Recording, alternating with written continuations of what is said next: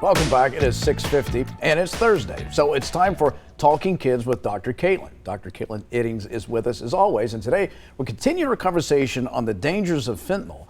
That use among teens and kids is growing. And Halloween's coming up and there's some scary things out there that parents need to be aware of. So we're going to talk about that and some preventative or life-saving measures that they can do as well. Absolutely, yeah. So good to see you. Since we talked last, I'm in this Facebook group that's basically pediatrician moms all around the country, right? And there was this post recently about, oh, I had a mom call asking me to send Narcan in case her child got rainbow fentanyl in her Halloween stash, right? Yeah. Which I'm going to tell you right now, the likelihood of that happening is like 0 to none, right? Because fentanyl is not cheap. I was talking to one of the Lexington police officers. They said, yeah, the going rate for it is about like $50 for half a gram. So like the likelihood of someone putting that sort of thing in your child's candy is unlikely, right? That doesn't mean you shouldn't do like typical things like check your kid's candy if you see anything unusual that you're like, oh, this is unwrapped or looks weird, getting rid of it. But I don't think that's really a very likely scenario. It's something you do anyway. Right, yeah. So, but the thing we're going to talk about today is we talked about fentanyl and how dangerous it was last week. Today I was going to touch a little bit on overdose signs and what to do if that were to happen. So I would say anyone who is worried about a loved one that has a use problem, if they're worried about a teenager who even has a friend that has a use problem, it wouldn't be a bad idea to contact your local health department and ask for some fentanyl. A lot of them give that away for free. You just have to call, or they'll mail it to you, or you can go pick it up, or your primary care physician can prescribe it, right? So you're talking about Narcan. Narcan, right. So Narcan is the antidote to opioids, right? And it works pretty rapidly. So the signs of opioid overdose, the thing that I want you to remember is the acronym BLUE, right? So B would be breathing. These are CNS nervous system depressants. So usually when you come across someone, the first thing you want to check is, are they breathing, right? That's basic life support too. Usually people who have overdosed have very shallow breathing, very slow breathing. They may not be breathing at all, right?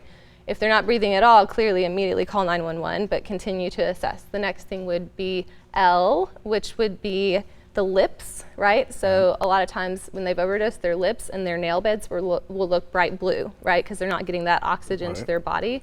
So look at their lips, look at their nail beds. If those look bright blue, that's even more concerning that they have possibly overdosed. The U would be unresponsiveness, right? So, sometimes that's hard to assess. Sometimes they can just be very high and like not very responsive. The best thing to do is kind of make a fist and use your knuckles and kind of grind that into their chest bone or right here under their nose. That's very like noxic. Most people will respond to that if they're going to respond. So if you do that and there's like nothing, that's very concerning.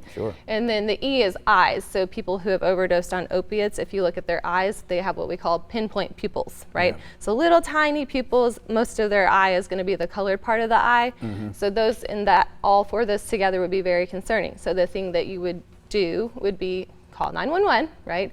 Tell your teenagers this. If you're at a party and you see this constellation, call 911. Don't be worried about you getting in trouble. This is saving someone's life, right? The second thing you should do is if you have Narcan, go ahead and spray it. And it's really easy to do. It comes in these 2 dose packages and you just open it, you stick this little end in the nose, right? And then you just squirt it and that's it, that's the dose. Usually that's going to work within 2 to 3 minutes. This does come in 2 doses. The thing about fentanyl is, like we talked about, it's so much stronger. So this is made for like heroin and morphine. So sometimes you're going to need a second or a third dose to get them out of it. So that's something to keep in the back of your mind. And the interesting thing is Narcan on its own is not harmful in any way. No. Not at all. Yeah, so you can use it in small children. I mean, if you have like a loved one that has, and the rise of opioid use really has been highest in 15 to 45-year-olds, and really in the 35 to 45-year-old age range, which are people who have young children. So if you're a grandparent, you're like, I know my son potentially is a user, it's not a bad idea to keep this on hand in case your kid happens to get into their pill stash and then they overdose. So it can be used on young children, it can be used on pregnant women, it can really be used on anyone, and the only side effect would potentially be that it can cause, if you're a very heavy user, for you to have withdrawal symptoms, but then you're at least alive. So. Well, Dr. Caitlynn, thank you. We appreciate it. Great information. All right, guys, we got a final look at our forecast coming up next. Plus, we're going to give you something to look forward to as you get your day started. Stay with us. GMK back in just a moment.